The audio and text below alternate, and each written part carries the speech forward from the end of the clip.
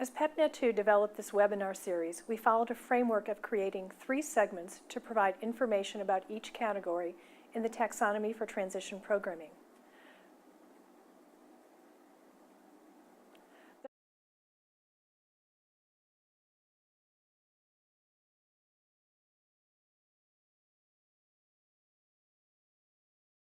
The first segment offers a brief overview of the taxonomy category.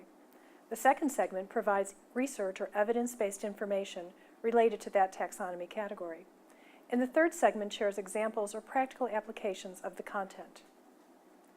That approach has worked well for all of the taxonomy categories, well, until the PepNet2 webinar team started considering presentations related to program structure. As Jennifer Coyle indicates in the overview, program structure is essentially a framework for all of the taxonomy components. We want to make sure that what we're doing in each component is intentional and that our work supports positive outcomes for students who are deaf or hard of hearing. These elements within the program structure category are very important, but we realize that it may be difficult to show examples or practical applications of them. It caused us to start thinking more about the foundation needed to support transition programming, as well as what the state teams might need as they work toward achieving their goals. Throughout the past 2 years, we've heard from many state team members that students' needs and the delivery of services to meet those needs were changing.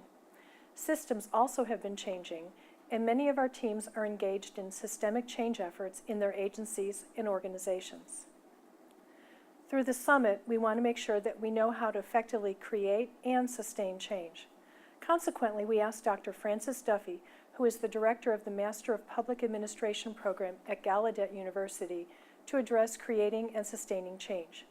You'll be able to see that presentation in just a minute. As you prepare to watch this presentation, please be aware that it is full of information for you to consider. Dr. Duffy's framework is very rich in content, and we strongly recommend that you download the PowerPoint, which is posted on the webinar portal page of the PepNet2 website. As Dr. Duffy gives his presentations, the slides will show up as part of the video, but we also believe it will be very helpful for you to have a copy of the presentation on your desk to use as a reference while you watch the presentation. The PepNet2 webinar team was still left with the challenge of developing the third segment, demonstrating the practical application of program structure. We realized that we have the perfect opportunity for state teams to discuss this during the 2016 summit that will meet in Atlanta. And since the summit will focus on sustainability, it seems to be a great way to open the summit and connect this framework with the work that each team is doing.